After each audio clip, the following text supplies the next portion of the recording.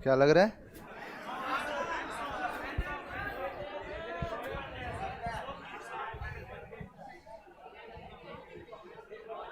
सोता हुआ लग रहा हूं?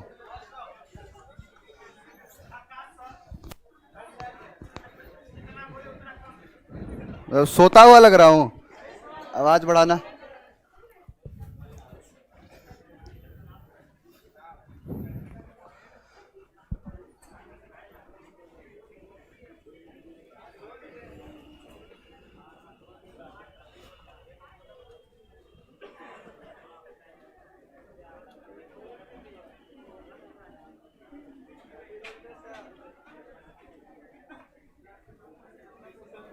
तुम लोग का चले तो डेली मेरा बर्थडे मनाओ। कोई भी ऐसा क्लास नहीं होता जिसमें विश ना करा कोई। चलिए, good evening everyone. Cloze test पढ़ना है आज। कल एक बच्चा बोल रहा था कि सर जो कॉम्प्रिहेंशन आता है बीच में खाली रहता है वो नहीं बनता, उसी को क्लोज टेस्ट कहते हैं, है कि नहीं? ये रहा, उसी को क्लोज टेस्ट कहते हैं बेसिकली। चलिए स्टार्ट करते हैं। पहला वर्ड है हमारा एग्जॉस्ट। एग्जॉस्ट का मतलब होता है थका देना।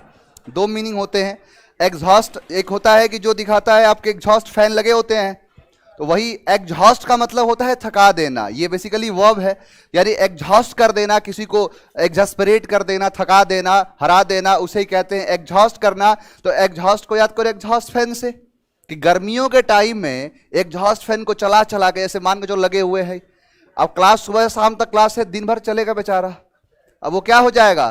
थक जाएगा। तो एग्जॉस्ट फैन को चला के क्या कर दिया? एग्जॉस्ट कर दिया, थका दिया, टायर्ड कर दिया। तो एग्जॉस्ट का मतलब हो जाएगा थका देना। नेक्स्ट वर्ड है इरेडिकेट कर देना। इरेडिकेट का मतलब होता है जड़ से नामो निशान मिटा देना, यानी किसी भी चीज का जड़ से मिटा देना, वही कहलाता है इरेडिकेट करना। जैसे देखो कोविड-19 है, क्या जड़ से खत्म हुआ है? नहीं लगा है। हम लोग लगाते हैं कोविशील्ड। कोविड का मतलब हो गया जो कोरोना है, और शील्ड का मतलब होता है रक्षक, कि हमला होना है उस हमले से बचाने का काम करे, और वही कहलाता है कोविशील्ड। नाम पड़ा जो, लेकिन जड़ से तो खत्म हुआ नहीं। ये ऐसी चीज है जो फिर जब देखो तब आता है कोरोना आ रहा है, कोरोना आ रहा है। तो यही चीज क्या होता है, किसी भी चीज को जड़ से खत्म कर देना, उसी को कहते हैं क्या? इरेडिकेट कर देना, यानी नामो निशान मिटा देना, जड़ से ही समाप्त कर देना। जैसे आपने इतिहास में पढ़ा होगा कि बहुत से ऐसे रूलर हुए हैं जिन्होंने बहुत सारे ऐसे हुड़ हुए जिनको जड़ से समाप्त कर दिया।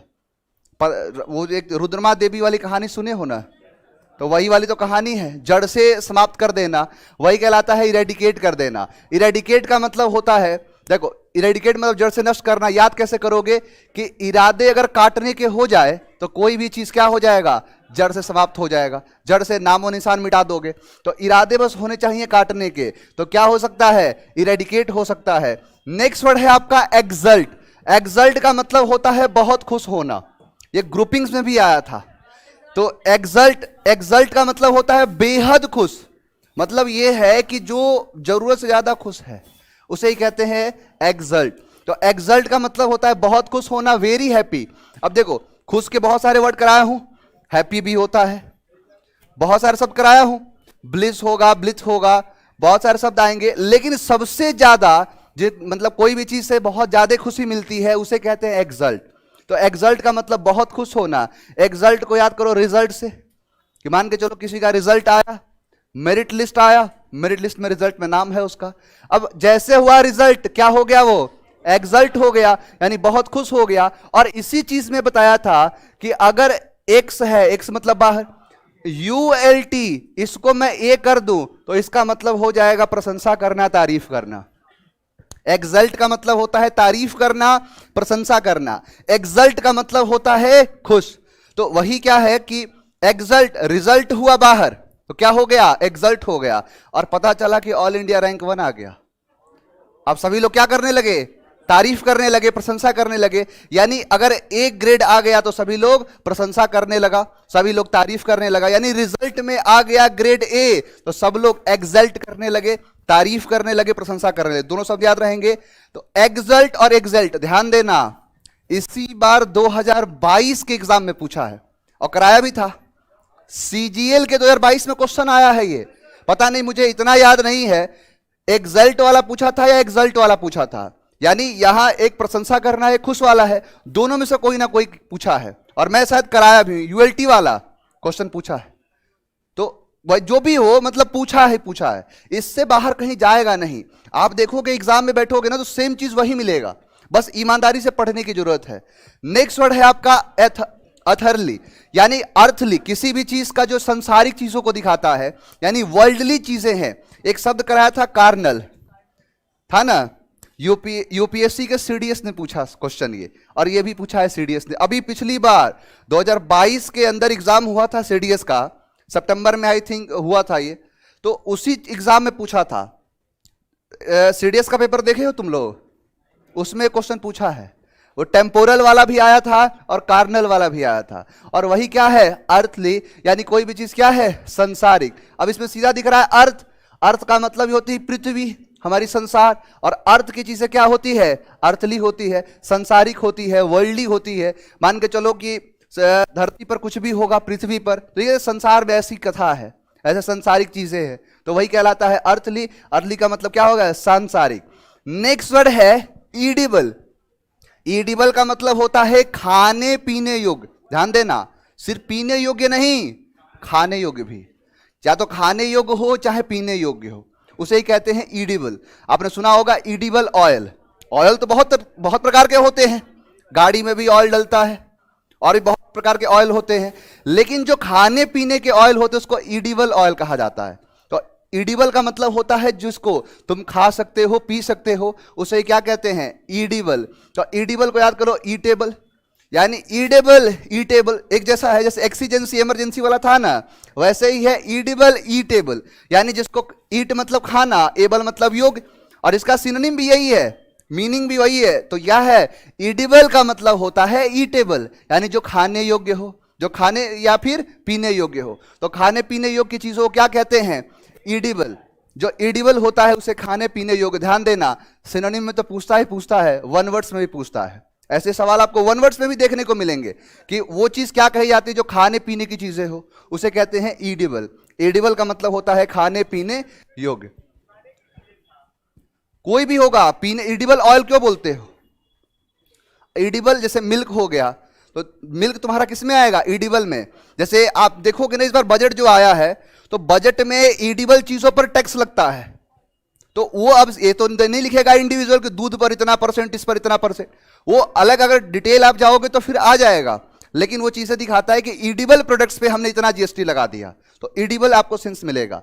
यहां देखो इफिजी, इफिजी का मतलब होता है पुतला, किसी भी चीज को, जैसे आप देखोगे दशहरे पे जलाया जाता है रावण को, तो वही कहलाता है इफिजी।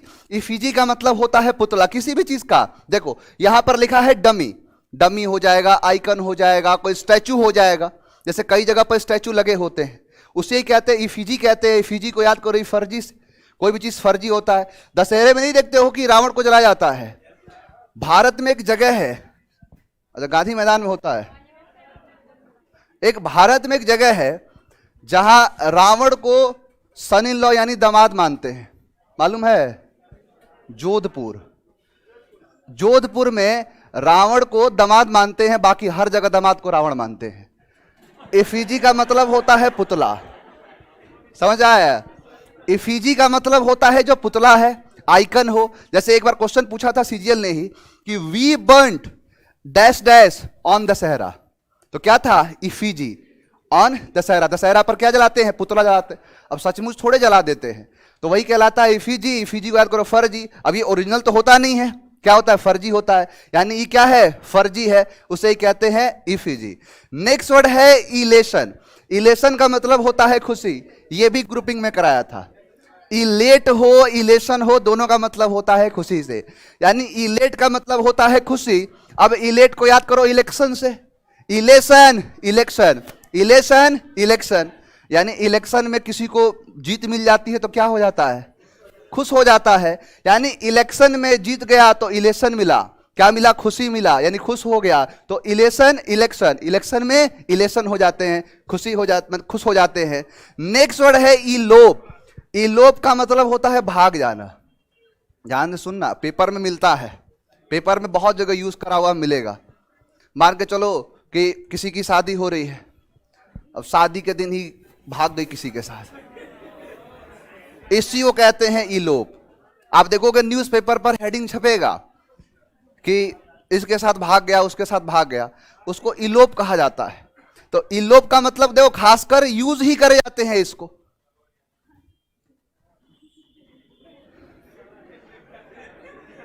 लिखा है मैं जोधपुर से हूं, रावण मेरा फूफा है। हंसो मत, नहीं बोल रहा हूं कि वहां सन इन लॉ मानते हैं। एक ही जगह है जोधपुर, जहां पर एक्चुअली मंदोदरी जो थी ना, जोधपुर की थी, इसीलिए वहां उनकी पत्नी थी, रावण की तो पत्नी थी मंदोदरी, तो इसीलिए उसे दामाद मानते हैं। बाकी आप कहीं भी चले जाओ, दामाद को रावण मानते हैं। यहां पर नेक्स्ट शब्द क्या है? इलोप। इलोप का मतलब होता है भाग जाना, यानी इलोप मतलब बेसिकली इसी टर्म में यूज होता है, इसका इंडिविजुअल ही है। न्यूज़पेपर में हेडिंग देखोगे तो होगा कि कोई किसी के साथ भाग गया, तो वही भाग जाने को कहते हैं इलोप। तो इलोप का मतलब क्या होता है? भाग जाना।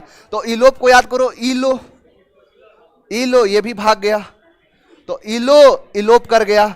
अब जैसे याद करना है, तो इलोप का मतलब ही क्या होता है? भाग जाना, किसी के साथ भाग जाना। नेक्स्ट वर्ड है इम्बार्गो। इम्बार्गो का मतलब होता है प्रतिबंध। किसी भी चीज पर जब सैंक्शन लगा दिया जाता है, जब किसी चीज पर रोक लगा दिया जाता है, उसको इम्बार्गो कहते हैं। बड़ा ही कॉमन शब्द है ये, और ये हर जगह कहीं भी मान के चलो किसी भी देश पर प्रतिबंध लगता है, भारत पे नहीं लग जाता है कभी कभी। अभी नुपुर शर्मा वाला स्टेटमेंट था तो हर जगह इम्बार्गो लग गया, और ऐसे बहुत सारे ऐसे आते रहते हैं जिस पर मान के चलो कि कोई ऐसा जैसे कोरोना फादर कौन? चाइना। अब चाइना के पास अब जैसे न्यूज आया कि कोरोना बढ़ रहा है वहां पे, सारे देश क्या कर देंगे? इम्बार्गो लगा देंगे। लेकिन इम्बार्गो का मतलब कुछ ना कुछ देखो, जैसे रोक देना, इम्बार्गो का मतलब होता है प्रतिबंध लगा देना। प्रतिबंध जैसे हमारे देश को एनएसजी जो न्यूक्लियर सप्लायर ग्रुप का हिस्सा नहीं था, तो अमेरिका ने क्या लगा दिया था? इम्बार्गो। या फिर कहीं भी कुछ भी होता है तो ऐसी कोई चीजें होती हैं जिसकी वजह से संबंध खराब होता है, तो क्या कर दे? एक दूसरे पर प्रतिबंध लगा देते हैं, तो उसी चीज को एम्बार्गो कहते हैं। तो एम्बार्गो का मतलब होता है प्रतिबंध लगाना। यहां दो शब्द है, बार और गो, यानी बार में जाने से घर वाले क्या कर देते हैं? प्रतिबंध लगा देते हैं कि बार में ना जाए। तो वही है कि बार में जाने से एम्बार्गो लगा देते हैं, प्रतिबंध लगा देते हैं, प्रोहिबिशन कर देते हैं, किसी चीज को रोक देते हैं। तो एम्बार्गो का मतलब होता है प्रतिबंध। आओ जरा, एग्जॉस्ट, थका देना। यहां पर है इरेडिकेट, जड़ से किसी चीज को नष्ट करना। एक्सल्ट, बहुत खुश होना, यूएल है। ए गुरु, प्रशंसा करना, तारीफ। अर्थली, एडिबल, खाने पीने योग्य। इफिजे, पुतला। Elope, embargo. एक भी शब्द है जो याद ना हुआ हो? ये सारे के सारे शब्द याद हो गए होंगे। अब नहीं याद हुआ ना, तो दुनिया में कोई नहीं है तुमको अंग्रेजी पढ़ाने वाला। फिर घूमते रहो जोगी की तरह, दर दर तुमको नहीं मिलेगी मोक्ष। यहां ऐसे कोई नहीं पढ़ाता, पीडीएफ से पढ़ाता है, मैं से पढ़ाता हूं, याद करा देता हूं। अगर ईमानदारी से आप देखो, मैं कहता हूं ईमानदारी से आप बस देख लोगे ना, अपने आप को बस फोकस कर लोगे, तो ये सारी की सारी चीज आपको याद हो जाएगी, दोबारा से पढ़ने की जरूरत नहीं पड़ेगी। पूछो क्या कह सकते? बिल्कुल कह सकते हैं। ये तो ग्रुपिंग्स में कराया ही हूं, अलग कैसे करना? ये भी एक खुश या खुशी के लिए, और ये भी बहुत ज्यादा खुश के लिए। मान के चलो तुम थोड़ा खुश हो, तुम्हारा बगल वाला ज्यादा खुश है, बात तो एक ही है, दुखी तो कोई है नहीं, तो है बस लेबल का फर्क होता है। चलो आ जाओ, लेबल वही बोल रहा हूं कि बहुत ज्यादा खुश होना, एक का मतलब है बहुत ज्यादा। दुनिया में, अंग्रेजी की दुनिया में कोई ऐसे दो शब्द ही नहीं है जिन दोनों का मतलब एक हो। उनमें कॉमन थोड़ा थोड़ा डिफरेंस होगा, लेकिन अंग्रेजी से पीएचडी तुमको करना है, मैं कर रहा हूं, मुझे करने दो। तुम लोगों से क्या दिक्कत? चीजों को उतना ही समझो जिससे एग्जाम निकले। मास्टर बन जाओगे, मास्टर बनना है तो कोई बात नहीं, उसके लिए फिर पढ़ो। लेकिन मैं जो भी पढ़ाता हूं एग्जाम पॉइंट ऑफ व्यू से पढ़ाता हूं, एग्जाम में कैसे क्वेश्चन को करना है। चलो आओ बात करते हैं क्लोज टेस्ट का। Close test. देखो close test is nothing, it's all about the passage. Passage का ही खेल है और तुम्हें बहुत सारी चीजों का ज्ञान होना चाहिए इस क्लोज टेस्ट को करने के लिए। जैसे what is subject, what is object, what is verb, कैसे सब्जेक्ट का काम करते हैं, कैसे ऑब्जेक्ट का काम करते हैं। अब देखो एक चीज तुमको बताया हूं, एक बार फिर से उसे रिकॉल करना चाहूंगा। और इस चीज को मैंने कहा था कि डज हो, डू हो, डज हो या क्या आता है V1। मैंने कहा हैज हो, हैव हो या हैड हो, क्या आता है। मैंने कहा इज, एम, आर, वॉज और वर, क्या आता है। और एक चीज पता ही आपको, मैंने कहा विल हो या वुड हो, शैल हो या शुड हो, कैन हो या कुड हो, मे हो या माइट हो, क्या आता है इसके साथ V1। बताया हूं ना ये, इसके जैसा मस्ट हो गया और टू हो गया, सबके साथ क्या आएगा V1। मॉडल्स के साथ हमेशा V1 आता है, ये बता चुका हूं। अब इसका मदद मिलेगा तुम्हें क्लोज टेस्ट में, जो कि पहले बता चुका हूं मैं। आपको क्या करना है कि क्लोज टेस्ट में क्या पूछेगा, फिलर से क्वेश्चन पूछेंगे तो वर्ब उठाएगा। उसके बाद इन सारी चीजों के अलावा आपको थोड़ा बहुत प्रीपोजिशन का ज्ञान होना चाहिए। क्लोज टेस्ट में प्रीपोजिशन पूछता है कि प्रीपोजिशन क्या होगा, डाई के साथ क्या लगेगा। अब मान के चलो कोई खाने पीने की बात हो तो उसके हिसाब से लगेगा। तो चीजें ऐसी चलती रहती है। उन सारी चीजों के अलावा आप देखो, हर चीज आप पढ़ चुके हो, हर चीज पढ़ लिए, लेकिन जब तक आप जो भी क्लोज टेस्ट पूछ रहा है, अगर आप कम से कम अपने एग्जाम से पहले आपको मिनिमम 100 से 150 क्लोज टेस्ट को सॉल्व करना है। मिनिमम मैं बोल रहा हूं, कम से कम 100 से 150 क्लोज टेस्ट। किसके एग्जाम के, जिस एग्जाम में बैठ रहे हो। CHSL का एग्जाम देना है, क्लोज टेस्ट आता है, CHSL का प्रीवियस ईयर निकालो। CGL देना है, CGL का निकालो। MTS देना है, MTS का निकालो। और उनके कम से कम 100 से 150 के बीच में आप क्लोज टेस्ट सॉल्व कर ले जाओगे तो अपने आप ऑटोमेटिक आपको सारी चीजें पता चलनी शुरू हो जाएगी। कैसे बनेगा, क्या होगा, आओ देखते हैं। पहले इंट्रोडक्शन बता दूं कैसा होता है क्लोज टेस्ट। कुछ ऐसे होंगे जो जीवन में पहली बार देख रहे हैं। देखो जैसे क्या था कि पैसेज में हम सारी चीजों को पढ़ के आंसर देते थे, लेकिन क्या करेगा कि बीच में कोई चीज गायब कर दिया। और गायब कैसे करेगा कि देखो आई हैव जस्ट, अब ये जो एरिया है इसके अंदर आपको फिल करना है एप्रोप्रिएट ऑप्शन। यहां पर दूसरा है, इसमें दूसरा वाला, इसमें तीसरा वाला, इसमें चौथा वाला, इसमें पांचवा वाला। आपका जो एग्जाम होगा हर एक क्लोज टेस्ट के नीचे एक ऑप्शन लिखा होगा।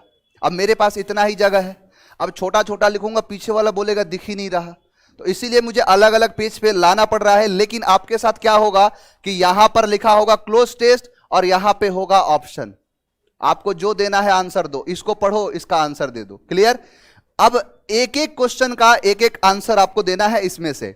अब देखो यहां कह रहा है कि I have just that it is your birthday on Saturday.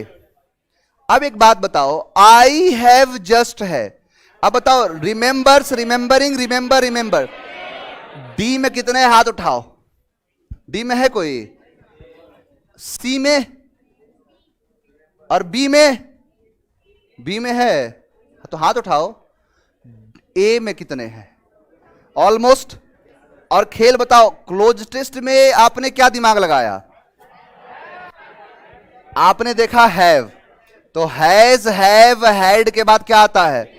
अब जिसको ये ना पता होगा, क्लोज टेस्ट सॉल्व करने बैठे, उसको चारों सही लगेगा।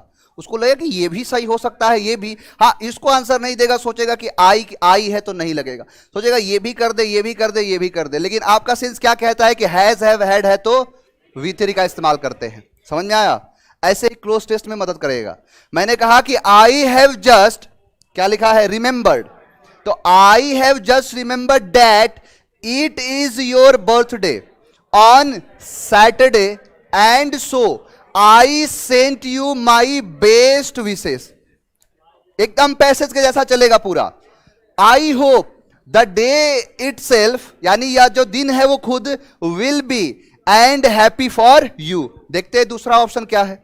दूसरा ऑप्शन कह रहा है कि सुटेबल है, एक्साइटेड है, प्लेंटीफुल है और पीसफुल है।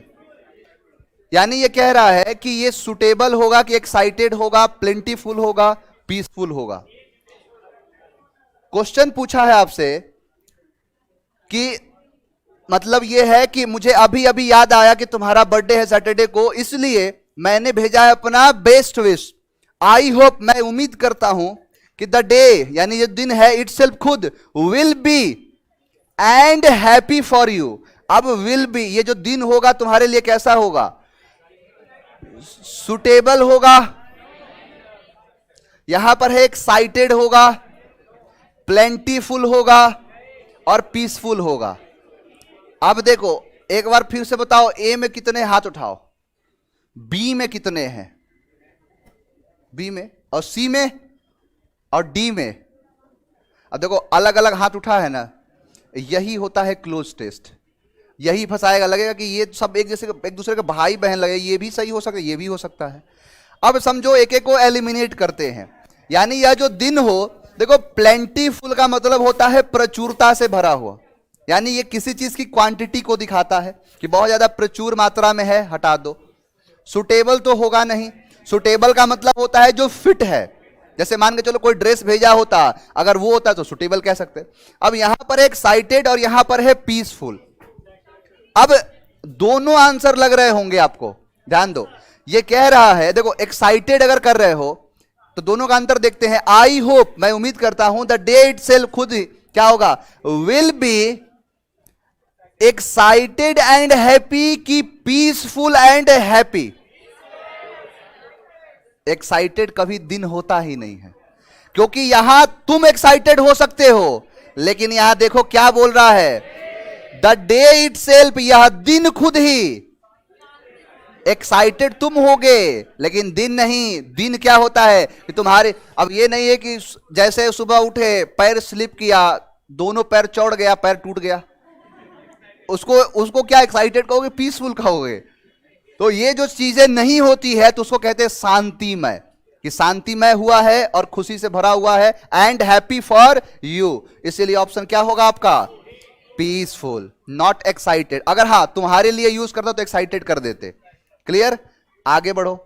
यहां कह रहा है may you be showered, sore नहीं होता है, showered health and happiness for all the years to come. अब देखो यहां पर मैंने बोला ना, प्रीपोजिशन का भी खेल है। सॉर्ड का मतलब होता है बौछार होना। जैसे सौर नहीं होता है कि आप नहाते हो तो सौर से पानी निकलता है तो पानी बौछार होता है, तो वही कह रहा है कि सॉर्ड किससे? अब इसमें देखो क्या प्रीपोजिशन यूज किया है, बाई है, विथ है, फ्रॉम है, ऑफ है, तो सॉर्ड विथ होता है। यानी वो बौछार उसके साथ हो, किसके साथ हो? तो तुम्हारी खुशियों के साथ हो। तो क्या है ये? Showered with health and happiness for all the years to come, जो भी दिन आने वाले। I take this opportunity to, अब बताना जरा ये ग्रीट, थैंक, विश या कॉन्ग्रेचुलेट? सोच लो एक बार, देख लो ऑप्शन ये रहा, ऑप्शन देख लिए ना, ग्रीट है, थैंक है, विश है या कॉन्ग्रेचुलेट है। अब बताओ जरा आंसर इसमें क्या लगा दे।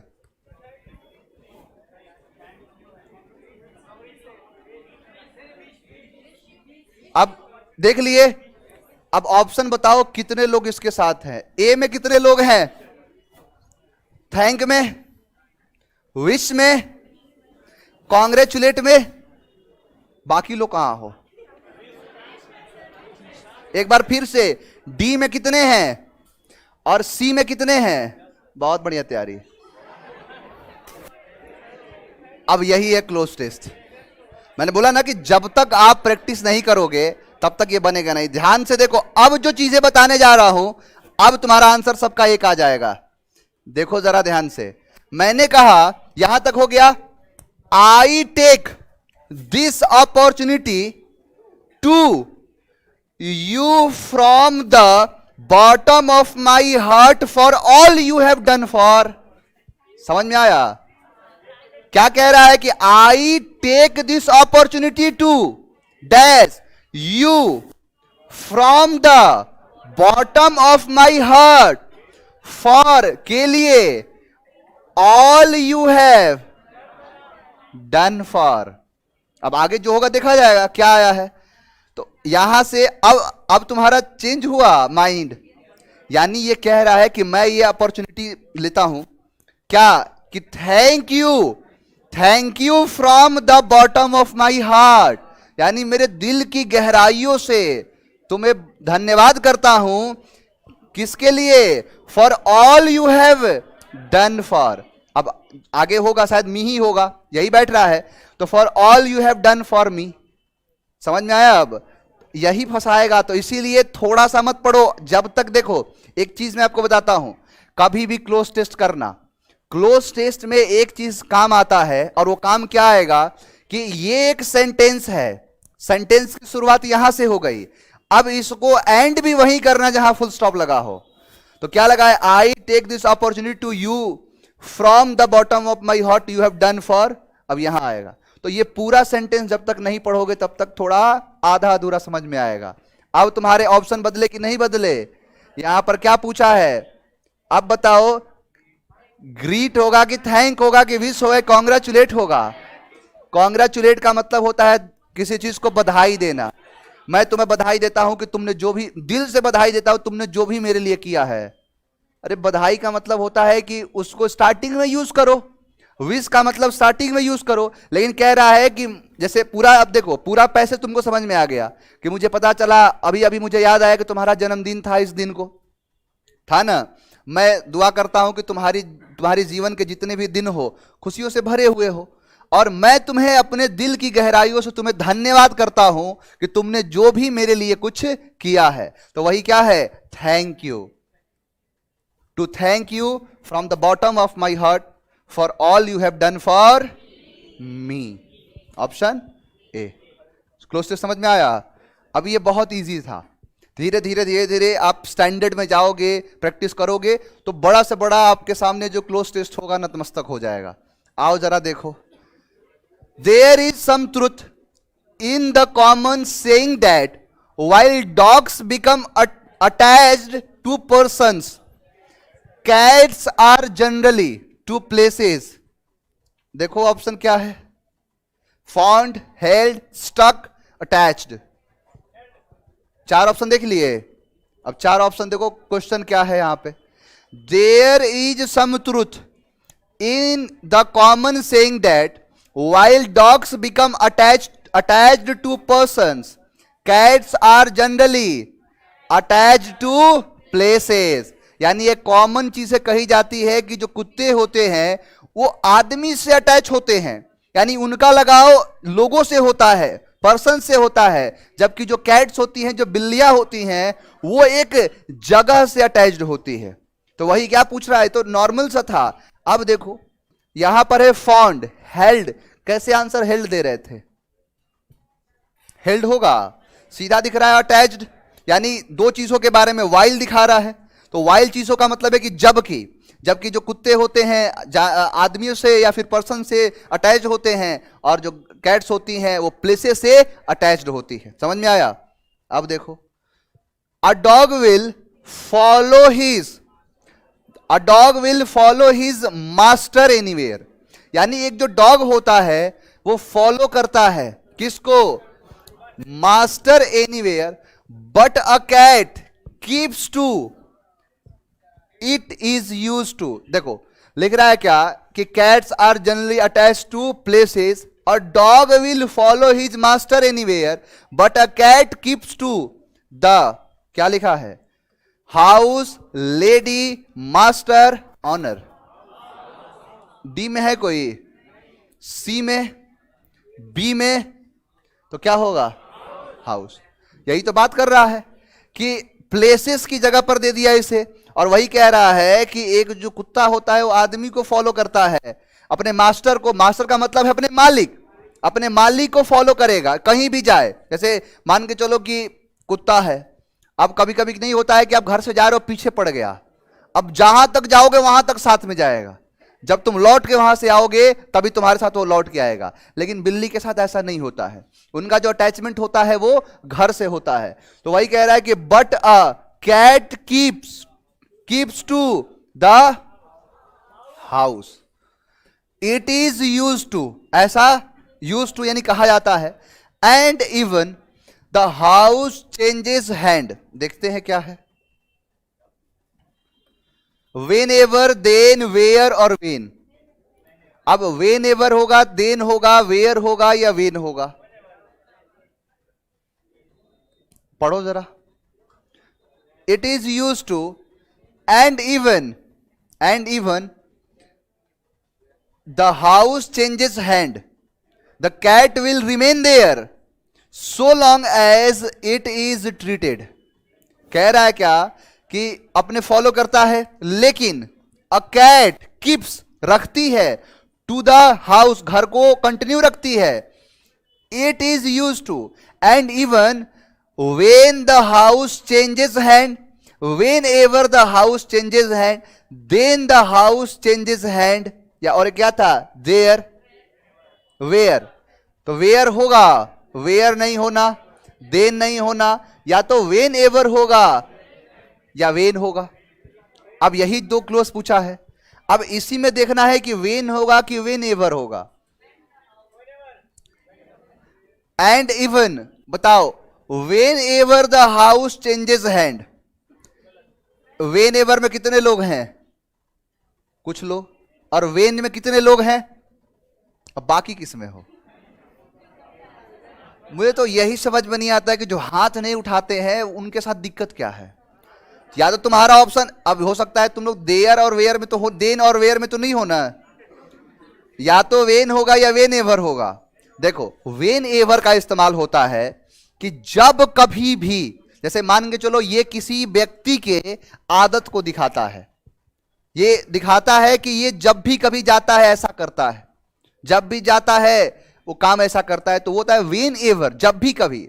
और यहां क्या कह रहा है कि house, it is use to and even when the house changes hand. यहां क्या कहना चाहता है कि जब जो घर होता है वो है, चेंजेस हैंड का मतलब क्या है, अपने मालिक को बदलता है। जैसे कोई घर है और उस घर में अब दो प्रकार की चीजें हैं। अब यहां पर है कि अगर घर में कोई मालिक है और घर में अगर कुत्ता पाला है, तो फिर वो जो कुत्ता होगा हमेशा मालिक के साथ रहेगा, वो जैसे मालिक करेगा वैसे करेगा, वो जहां जाएगा वहां उसको फॉलो करेगा। अगर वो घर छोड़ के जाता है तो फिर कुत्ता भी वो घर छोड़ के उसके पास चला जाएगा, जैसे भी जाए।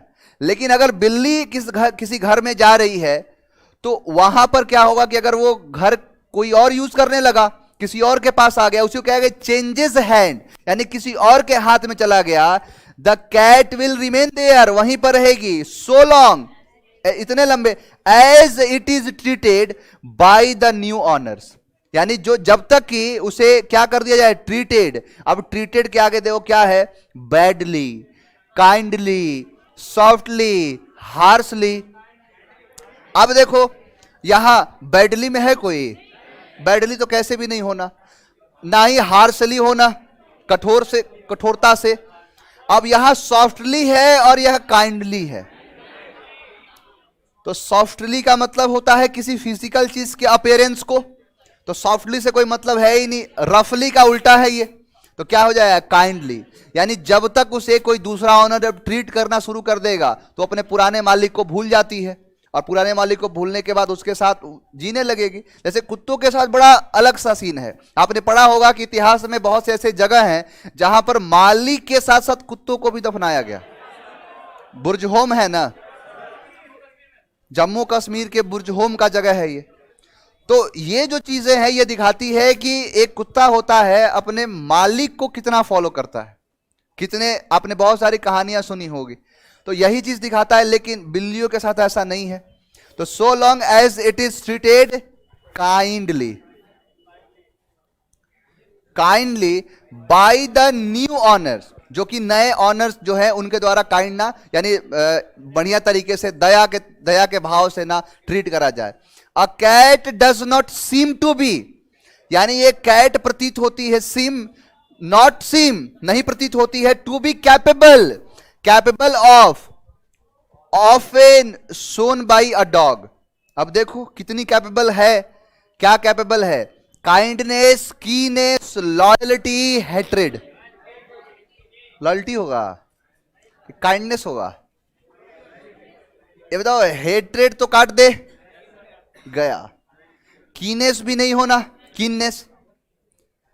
अब काइंडनेस है और लॉयल्टी है, लॉयल्टी में कितने लोग हैं और काइंडनेस में कितने लोग हैं? एक बार फिर से उठाना, काइंडनेस में कितने हैं? अब कोई नहीं उठाएगा, तुम लोग किस में हो? अब देखो इस सवाल का जवाब ना आपको पूरा सेंटेंस पढ़ोगे तब मिलेगा। इसी चीज को देखो, यही तो क्लोज टेस्ट कहलाता है, सारे आंसर क्लोज लगेंगे। अब सिनोनिम पूछता तो सिनोनिम दोनों हो जाता, लेकिन ये क्लोज पूछा है। देखो, अ कैट, एक जो बिल्ली होती है, डज नॉट सीम यानी नहीं प्रतीत होती है, क्या, टू बी होना, कैपेबल ऑफ यानी योग्य, of an shown by a dog यानी एक डॉग के अंदर जो चीजें देखी जाती है। एक बात बताओ, डॉग के अंदर तुम क्या देखते हो? लॉयल्टी देखते हो, क्या था, लॉयल्टी था या काइंडनेस था? यानी कुत्ते को क्या देखते, किसके लिए मानते हैं? वफादारी के लिए कि उसके दया के लिए? वफादारी के लिए, इसीलिए क्या होगा, लॉयल्टी। जितने लोग इसमें हाथ उठा रहे थे, समझ में आया? यहां पर है काइंड, दया, और यहां दया का भाव नहीं है। यानी ये कहना चाहता है कि जो हम बिल्लियों को देखते हैं उनके अंदर नहीं दिख पाता है वो गुण, यानी उतने योग्य नहीं है जिनके लिए जाना जाता है, कुत्तों को जाना जाता है किसके लिए? लॉयल्टी के लिए। तो इतने लॉयल नहीं प्रतीत होते हैं, इतने लॉयल नहीं दिखते हैं जितने लॉयल कौन दिखते हैं? कुत्ते दिखते हैं। अब बताओ, क्लोज टेस्ट समझ में आया?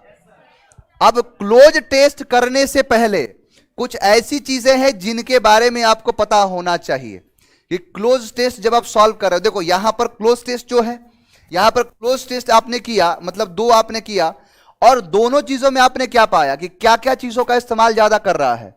खास करके ध्यान देना, पहले पे आता है वो कैब।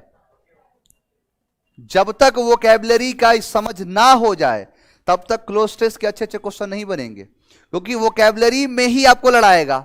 दो ऐसे शब्द लिखेगा जिन दोनों के मतलब एक जैसे लगते हो, लेकिन फिर वहीं देखो बैंक में तो ऐसा क्वेश्चन पूछता है, बैंक के क्वेश्चन देख लोगे तुमको हवा नहीं लगेगा कि इतने क्लोज होते हैं कि उसमें ईगोइस्ट और ईगोटिस्ट जैसा फर्क होता है। अब दोनों का मतलब है अहमवादी, लेकिन इन दोनों में फर्क क्या है कि एक जो बोलता है और एक जो बोलता ही नहीं है, तो यही फर्क है। अब देखो वोकैबुलरी आपको अच्छे से समझना आना चाहिए।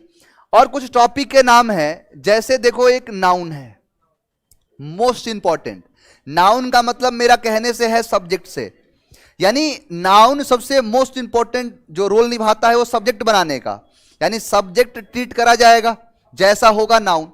मैंने कहा कि नाउन जैसा है वर्ब को वैसे ही यूज करना, यानी वर्ब का इस्तेमाल ऐसे ही होगा।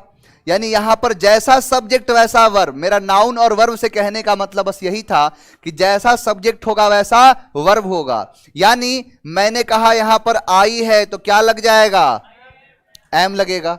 मैंने कहा कि यू है तो क्या लग जाएगा? तो यही तो देगा क्लोज टेस्ट के ऑप्शन में कि यहां यू लिखेगा, तुम्हें चुनना है एम लगाओ कि आर लगाओ। क्लियर? यहां पर अगर ही कर दूं तो क्या लग जाएगा? इज का इस्तेमाल कर दिया जाएगा। एक चीज और देख लो, यहीं से निकलता है, जैसे मैंने आपको पढ़ाया था प्रोनाउन के अंदर, कितने ऐसे बच्चे हैं जो नए आज के आज आए हैं? डेली 4-5 आ जाता है। अब बताओ कहां से समझ में आएगा? कोई बात नहीं, बैच बहुत जल्द आ रहा है,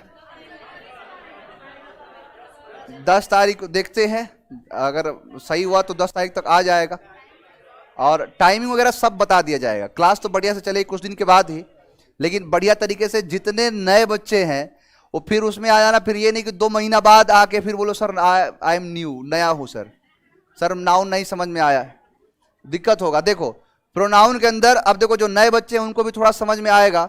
मैंने कहा कि यहां पर आई हो तो एम लगाओगे, यू है तो आर लगाओगे, और ही है तो, किसी को कोई दिक्कत? यहां तक कोई प्रॉब्लम नहीं होगा। अब मैंने कहा कि यहां पर हु है, तो हु के साथ इज लगाऊं कि आर लगाऊं? इज में कितने हैं, हाथ उठाओ। आर में कितने हैं? देखो हाथ उठाए हैं। अब जो इज कह रहा है, देखो दोनों लिख देता हूं, यहां इज लिखा और यहां आर लिखा। किसी का और कहना हो सर एम भी लगा देंगे, एम भी लगा दिया। अब देखो हु के बाद बहुत सारे बच्चों ने कहा है इज लगाओ, बहुत सारे ने कहा है आर लगाओ, और बहुत सारे ने एम कह दिया। अब देखो इसको सही करता हूं, मैंने लिखा यू, मैंने लिखा आई, तीनों के तीनों गलत हो गए। गलत हुआ ना? अब ये गलत इसलिए हुआ क्योंकि आपने हु को देख के इज लगाने की बात करी, हु को देख के आर लगाने की बात करी, जबकि सच्चाई ये है कि हु एक फॉल्स सब्जेक्ट होता है। ये जो होता है ये रियल सब्जेक्ट नहीं है, और जब सब्जेक्ट ही, रियल सब्जेक्ट का मतलब है सब्जेक्ट ही नहीं है, और जब सब्जेक्ट ही नहीं है तो वर्ब कैसे आने को बोलेगा? सब्जेक्ट बोलता है ना कि आई हूं तो एम को भेजो, यू हूं तो आर को भेजो, ही हूं तो इज को भेजो, ये सब्जेक्ट बोलता है, सब्जेक्ट है, सब्जेक्ट है ये, सब्जेक्ट है ये। तो जैसा ये रहेगा उसके हिसाब से लगाना पड़ेगा। इसका मतलब ये है कि यू के साथ आर, आई के साथ, ही के साथ, अब जाके सही हो गया, सभी के सभी। यानी इसको देख के नहीं लगाना है। और यही सेम काम कर देता है कौन? देयर। देयर भी यही काम करता है। क्या करता है? मैंने लिखा देयर, अब बताओ कि देयर के बाद इज लगाऊं कि आर? अभी नहीं बता सकते। अब देखो कुछ का मन कर रहा होगा इज लगा दीजिए सर, कुछ का मन होगा आर लगाने को। लो किसी के मन को क्यों तोड़ना? मैंने लगा देयर के साथ इज, देयर के साथ आर लगाया, अब लगा तो दिया। मैंने कहा there is you, there are he, हो गया ना गलत? अब ये गलत इसलिए हुआ क्योंकि ये सब्जेक्ट की जगह पर है लेकिन रियल सब्जेक्ट नहीं है, सब्जेक्ट का काम नहीं कर रहा है, इसीलिए इसके हिसाब से वर्ब नहीं आएगा, सब्जेक्ट है ये। तो क्या करोगे? यानी ही के लिए इज, यू के लिए आर, इसी को कहते हैं फॉल्स सब्जेक्ट। रियल सब्जेक्ट है ये। समझ में आया? तो आप जब क्लोज टेस्ट करोगे तो यहां पर लगा होगा देयर डैश, और यहां पर होगा बॉयज, और ऑप्शन दे देगा इज, आर, एम, और नॉन ऑफ दीज। तो बॉयज के हिसाब से ना इज आएगा ना एम आएगा। लास्ट ऑप्शन मान लो हैज है तो हैज भी नहीं है, क्या आएगा? तो इसको देख के किसको देख के? इसके हिसाब से, इसके हिसाब से आया है। समझ में आया? इसके बाद कुछ ऐसी चीजें हैं जिनको पढ़ाया था, ये देखो ये पुरानी चीजें हैं जिनको रिकॉल कर रहा हूं। प्रोनाउन में पढ़ाया हूं आरपी, आरपी का मतलब है रिलेटिव प्रोनाउन। अब रिलेटिव प्रोनाउन बताया था कि हु होता है, विच होता है, और होम होता है, डैट होता है। हु, विच, डैट, तीन चीज है। अब बात यह है कि मैंने यहां पर कहा हु, और उसके पहले दिया नाउन, और इसके बाद लगाना है वर्ब, तो इसके हिसाब से हु क्या है? फॉल्स है, इसके हिसाब से आएगा। यानी ये अपने बगल वालों को फॉलो करता है। एक एग्जाम्पल के हिसाब से समझाता हूं, समझ में आएगा। मैंने कहा कि I saw a boy, who. अब देखो मैंने कहा आई सॉ अ बॉय, अब यहां पर लिखा है हु। अब यहां पर क्या आएगा? इज आएगा, एम आएगा, आर आएगा। अब आप बताओ हु के हिसाब से बताए, किसके हिसाब से? ऐसा क्यों हुआ? फॉल्स सब्जेक्ट तो है ही, इस हु को कौन रिप्लेस किया है? यही तो था। देखो यहां पे है आई सॉ अ बॉय, मैंने दिया full stop, the boy was good, the boy was good किया। अब एक बात बताओ, यहां पर जब दोनों सेंटेंस को अब जोड़ूंगा, अब यहां पर क्या है? I saw a boy, boy यहां पर है, बॉय यहां पर है, दोनों के दोनों नाउन है और नाउन का रिपीटेशन अलाउ नहीं होता। अब यहां पर यह है कि एक नाउन को मिटाना पड़ेगा। अब यहां पर मैंने बॉय को मिटाया, अब बॉय है लिविंग, तो लिविंग के लिए विच नहीं आता है, क्या आएगा? तो यही तो हु लिखा हूं। इस हु को अगर माइक्रोस्कोप से देखोगे तो इसके अंदर छुपा हुआ होगा द बॉय, लगा होगा ना। यही तो रिप्लेस किया है, इसी को आया है। तो इसीलिए अब यहां पर बार बार माइक्रोस्कोप लगाने की जरूरत नहीं है, जो यहां पर होगा वही होगा। अगर यहां पर गर्ल होगी तो यहां भी गर्ल, यहां पर डॉग होगा तो यहां भी डॉग। जैसे मैं लिखूं I saw a dog, I saw a dog, the dog was good. अब यहां कह दिया द डॉग, तो अब डॉग को काटोगे तो यहां पर डॉग को काट के यहां यही वाला चीज तो दिख रहा है यहां पे। तो इसीलिए क्या करते हैं कि सीधा इसके हिसाब से वर्ब लगा देते हैं, जो बताया हूं मैं आपको। अगर यही सेंटेंस क्या आ जाए कि मैं अगर कह दूं कि I saw many boys, many boys, अब यहां पर कर दिया हु, अब बताओ इज लगाऊं कि आर? यहां क्या लगेगा इसके हिसाब से? आर। ये आर क्यों आया? क्योंकि इसको अगर इसको जूम करके देखोगे तो इसके अंदर क्या होगा? द बॉयज ही होगा। तो इसका मतलब कि इसके अंदर यही छुपा होगा जो यहां पर होगा, तो इसीलिए इसके हिसाब से डायरेक्टली आर आ जाता है। अब सारी चीजों का रूल एक तरफ लिख देता हूं। मैंने यही कहा कि अगर यहां पर हु हो, यहां पर विच हो और यहां पर डैट हो, अब इसके पहले जो भी नाउन होगा इस नाउन के अकॉर्डिंग यहां पर वर्ब लगाया जाएगा। यानी अगर यहां पर है बॉय तो इसी तीनों में से तो कोई ना कोई आएगा, तो बॉय के हिसाब से यहां इज। मैंने कह दिया कि यहां पर है बॉयज, तो बॉयज के हिसाब से यहां, बाकी और चीज देखना ही नहीं है, इसी के हिसाब से लगा देना है। ये प्रोनाउन में डिटेल से पढ़ाया था, इस चीज को भूलोगे तो नहीं कोई तकलीफ यहां। अब देखो सारी बातें एक तरफ, कितना भी कुछ पढ़ा दो, जब तक अगर एक आप मान के चलो टीवी खोल के बैठ गए, मैच देख रहे हो, अब उसके खेलने के अंदाज से क्या ऐसा हो सकता है कि तुम भी बढ़िया खेलने लगोगे? तुम खेलोगे तब जब प्रैक्टिस करोगे उसके जैसे। तो सारी चीजें एक तरफ, practice makes a man perfect वाली कहानी है। मैंने कह दिया है कि कम से कम 150 क्लोज टेस्ट से आपको रूबरू होना है। अगर 150 क्लोज टेस्ट सॉल्व कर ले जा रहे हो तो एग्जाम में आने वाले क्वेश्चन एक और क्लोज टेस्ट होगा तो उसको भी चाप दोगे। थैंक यू वेरी मच, मिलते हैं कल।